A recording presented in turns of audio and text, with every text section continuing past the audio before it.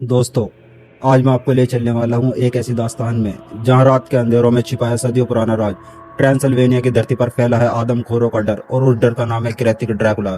तो संभल कर बैठना, क्योंकि यह सफर होगा रहस्यमय, डरावना और रोमांच से भरा। कहानी शुरू होती है ट्रांसल्वेनिया के जंगलों के बीच खड़ा है काले पत्थरों का विशाल किला। वहां बनाया जा रहा है इंसानी जिस्म के टुकड़े और मशीनों को जोड़कर एक शैतान। लेकिन यह आविष्कार इंसानियत के लिए खतरा बनने जा रहा है। एक रात जब डॉक्टर विक्टर को अपनी गलती का एहसास होता है, वह फ्रैंकेस्टाइन को लेकर उस अंधेरे किले से दूर जाना चाहता है। अचानक ड्रैकुला की दस्तक। विक्टर कहता है, मैं तुम्हें इसे नहीं सौंप सकता। दोस्तों, दरअसल ड्रैकुला को चाहिए फ्रैंकेस्टाइन के दिल की बिजली, जो उसके बच्चों की जिंदगी की चाबी है। ड्रैकुला अपने मकसद के लिए डॉक्टर विक्टर को मौत की नींद सुला देता है। फ्रैंकेस्टाइन ड्रैकुला से लड़ता है और उसको आग की आगोश में धकेल देता है, मगर मौत को मौत देना इतना आसान नहीं था। फ्रैंकेस्टाइन पवन चक्की पर पहुंचता है। गांव के मासूम में डरे हुए लोग उसे अपने भविष्य के लिए खतरा मानते हैं। चक्की को आग की चपेट चढ़ा दिया जाता है। लपटों में गिरा हुआ दहत्तीय आखिरी बार चीखता है और आग के समंदर में दफन हो जाता है। दोस्तों, कहानी अब 1 साल आगे बढ़ती है। रोम की गलियों में लड़ाई छिड़ी हुई है, इंसानों और हैवानों के बीच। इसी लड़ाई में हमें मिलता है एक बहादुर जिंदा दिल शख्स, वैन हेल्सिंग। अंधेरे में एक चर्च की घंटी बज रही है। कहीं दूर से किसी दहते की आवाज गूंज रही है। उसका शरीर पहाड़ जैसा और ताकत 10 आदमी जितनी। वैन हेल्सिंग उसका पीछा करता है। कभी चर्च की छतों पर, कभी शहर की गलियों में लड़ाई शुरू होती है।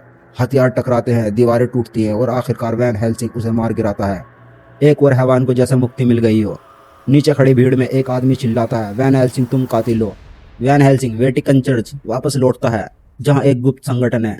वहाँ का पादरी वैन से कहता है, हम चाहते हैं तुम पूरब की ओर जाओ, रोमानिया से ट्रांसल्वेनिया तक। कुछ खास लोगों की तस्वीरें दिखाई जाती है। उससे कहा जाता है, इन जवानों ने सदियों से हमारे हथियार घर की हिफाजत की है। इस खानदान के सभी लोग मारे जा चुके हैं, उनका बेटा वेल्कन और बहन ऐना। अगर वह मारे गए तो उसके परिवार को आने वाली 6 पीढ़ियों तक जन्नत नसीब नहीं होगी। उसके साथ एक साथी भेजा जाता है, काल, एक नौजवान फादर जो मजाकिया भी है और दिमागी तौर पर बहुत तेज भी। वह हथियार बनाता है और वैन हेल्सिंग को तरह तरह के नए आविष्कार देता है। वैन हेल्सिंग और उसका साथी काल ट्रांसल्वेनिया का सफर शुरू करते हैं। ऐना एक बहादुर और खूबसूरत औरत है, जिसके परिवार ने सदियों से ड्रैकुला के खिलाफ लड़ाई लड़ी है। उसका भाई वेल्कन भी एक योद्धा है। बर्फीले पेड़ों के बीच वेल्कन और उसके सिपाही उस आदमखोर को फंसाते हैं, लेकिन वो जानवर इंसानों से कई गुना ताकतवर है। गोलियां और जाल के बावजूद वो आजाद हो जाता है। लड़ाई में वेल्कन उस दहते को गिराने की कोशिश करता है, लेकिन अचानक वो खुद उसके पंजों में फंस जाता है। आखिरी पल में उसकी चीख गूंजती है और वो झील की गहराइयों में समा जाता है। ऐना टूट जाती है, लेकिन हार नहीं मानती। वो जानती है मौत तो जिंदगी का हिस्सा है। वैन और काल उस खौफ की तरफ निकल चुके हैं। समंदर की उफनती लहरें, चांदी से चमकते पहाड़ और रहस्यमय रास्ते। हवा में सर्दी है और हर कोने में जैसे कोई अनदेखी नजर पीछा कर रही हो। आखिर सफर की चुनौतियों से लड़कर वह लोग पहुंचते हैं उस मौत की नगरी ट्रांसल्वेनिया। लोग उन्हें अजीब नजरों से देख रहे हैं। ट्रांसल्वेनिया में हर कोई ड्रैकुला के खौफ में जीता आया है। हर अजनबी जैसा उनके परिवार के लिए खतरा हो। गाँव में वैन हेल्सिंग की मुलाकात होती है ऐना वेलेरियस से। दोस्तों, अब वैन हेल्सिंग का सामना होने वाला है उस खौफ से जिससे पूरा यूरोप सदियों से कांप रहा है। अचानक गांव पर हमला होता है। आसमान काला हो जाता है, बिजली चमकती है और 3 डरावनी चीखें हवा को चीर देती हैं। वैन हेल्सिंग आगे बढ़ता है, उसके हाथ में क्रॉसबो है। उसके तीर बिजली की रफ्तार से निकलते हैं और पिशाचों पर मौत बनकर बरसते हैं। लेकिन वह गुस्से में और भी खूंखार हो जाती है। उनकी आंखें खून से लाल, उनके पंख चमगादड़ों जैसे और उनकी आवाज मौत का पैगाम। वो हवा में मंडराती है और गाँव के लोगों पर टूट पड़ती हैं। लोग भागते हैं, चीखते हैं, बच्चे अपनी माओ से लिपट जाते हैं। मर्द तलवारें उठाते हैं, लेकिन उनकी तलवारें वैम्पायरों की ताकत के आगे बेकार है। मरिस्का वैन हेल्सिंग पर टूट पड़ती है। वो उसे पकड़कर हवा में उछाल देती है, लेकिन वैन हेल्सिंग अपनी टोपी संभालते हुए फिर खड़ा होता है। उसका हर वार सटीक है। मकानों की छतें टूटती हैं, घरों में खिड़कियां बिखरती हैं और हर तरफ चीख गूंजती है। काल कहता है, पवित्र जल ही इनकी सांसें रोक सकता है। वैन हेल्सिंग क्रॉसबो उठाता है और मरिस्का का दिल सीधा चीर देता है।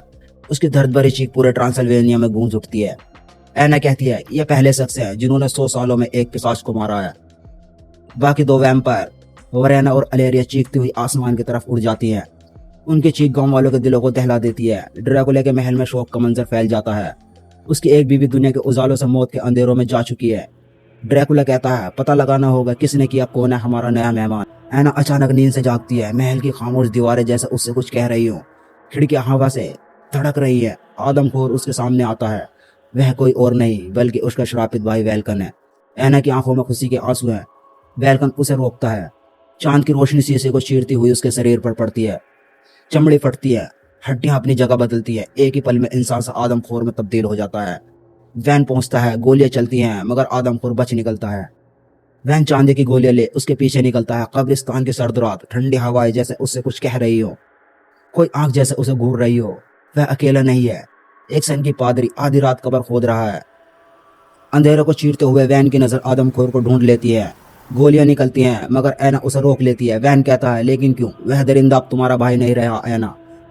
मौसम बदलता है। वह एक सुनसान किले में पहुंचते हैं जहां हजारों हजार की तादाद में पिशाचों के अंडे लटक रहे हैं। तारों को चीरती हुई बिजली की चमक जैसे मौत नहीं जिंदगी हो, और वह सब जी उठे। ड्रैकुला कहता है, जाओ इन्हें खून चखाओ। वैन हेल्सिंग की बंदूक उन पर कहर बरसा रही है। ड्रैकुला यह देखता है, उस पर मौत की तरह टूट पड़ता है। गांव की शांति चीख पुकार में बदल जाती है। घरों की छतों पर जैसे मौत नाच रही हो, जैसे उनकी जिंदगी ड्रैकुला की गुलाम बन चुकी हो। वैन का हर हथियार, पवित्र क्रोश, ड्रैकुला पर कोई असर नहीं। ऐना अपने भाई को आजाद कराने की कोशिश करती है।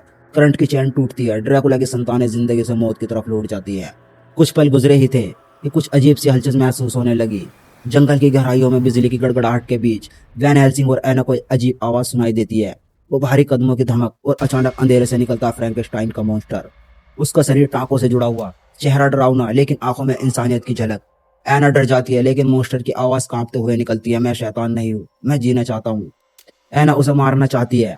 वैन हेल्सिंग उसे देखता है और समझ जाता है कि असली दोषी वो नहीं बल्कि ड्रैकुला है। मॉन्स्टर की रगों में वो ताकत है जिसकी वजह से ड्रैकुला अपने हजारों वैम्पायरों को जिंदा करना चाहता है। आदमखोर देख लेता है। ऐना कहती है, अब वो इसे लेने आएंगे, तुम और मैं मिलकर भी उन्हें रोक नहीं पाएंगे। उसे ड्रैकुला की नजरों से कहीं दूर छिपाना होगा।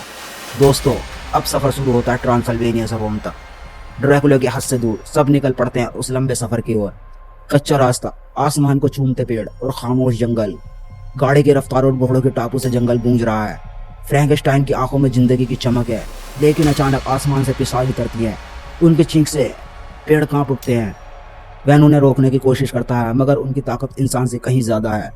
वह चीखती हुई वैन की तरफ बढ़ती है, पर अचानक गाड़ी खाई में गिरती है और एक वैम्पायर मौत के उस जाल में वहीं दफन हो जाती है। मौत की यह जंग अभी खत्म हुई थी कि आग के शोलों से दहाड़ता हुआ आदमखोर निकलता है। वैन की बंदूक का मुंह आदमखोर की तरफ मुड़ता है।